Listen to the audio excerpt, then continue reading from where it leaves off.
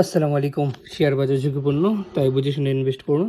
আমি কোনো buy sell নির্দেশনা দেই না। টেকনিক্যাল অনুযায়ী যে শেয়ারগুলো ভালো হয় সেই শেয়ারগুলো নিয়েই আমি কথা বলি। তো আজকে আমি কথা বলবো ব্র্যাক ব্যাংক নিয়ে। আসলে ব্র্যাক ব্যাংক কিন্তু অনেকটা নিচে এখন, বলা চলে ভ্যালু ফর মানি বলা চলে এখন। তো ব্র্যাক ব্যাংক আজকে সকাল সকাল আপনারা দেখতে পারেন ব্র্যাক ব্যাংক ঠিক ৭৭ টাকা থেকে পড়ছে, নিচে নামছিল প্রায় ৫৬ টাকা পর্যন্ত। তারপর এখান থেকে আবার উঠছিল ৬৯ টাকা, তারপর এখন ৬৩ টাকা ৬০ পয়সায় রানিং শেষ চলতিছে। তো আমার মনে হয় এই শেয়ারটা এখন ফিবোনাচি অনুযায়ী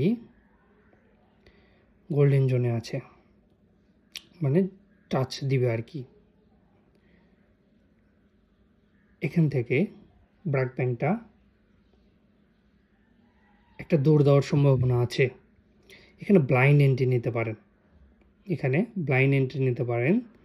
ব্লাইন্ড এন্ট্রি কী সেটা আপনারা জানেন। ব্লাইন্ড এন্ট্রি কী, এখানে ব্লাইন্ড এন্ট্রি নিতে পারেন।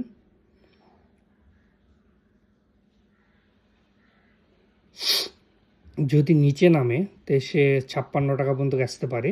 আর যদি এখান থেকে মার্কেট ঘুরে যায় আজকে, তাহলে কমসে কম সে ৭৭ টাকা ব্রেক করে দিবে।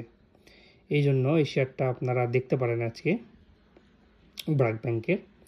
কিন্তু ব্র্যাক ব্যাংকের কোনো নিউজও নাই মেবি। কিন্তু টেকনিক্যাল অ্যানালাইস অনুযায়ী সে খুব ভালো পজিশনে আছে। একটা পজিশনে আছে। আপনারা ব্র্যাক ব্যাংকটা আজকে দেখতে পারেন, আপনাদের ওয়াচ লিস্টে ব্র্যাক ব্যাংকটা রেখে দিতে পারেন। এবং ইন্স্যুরেন্স সেক্টরের একটা শেয়ার আছে, ওটা নিয়ে ইনশাল্লাহ বিকালে আমি একটা ভিডিও দেবো ইন্স্যুরেন্স সেক্টরের। ওই শেয়ারটাও খুব ভালো করতে পারে। তো ব্র্যাক ব্যাংকটা আপনারা আজকে দেখতে পারেন। ব্র্যাক ব্যাংকের মোমেন্টাম খুবই ভালো আছে। এই শেয়ারটা ব্র্যাক ব্যাংকটা আজকে আপনারা ওয়াচ লিস্টে রেখে দিতে পারেন।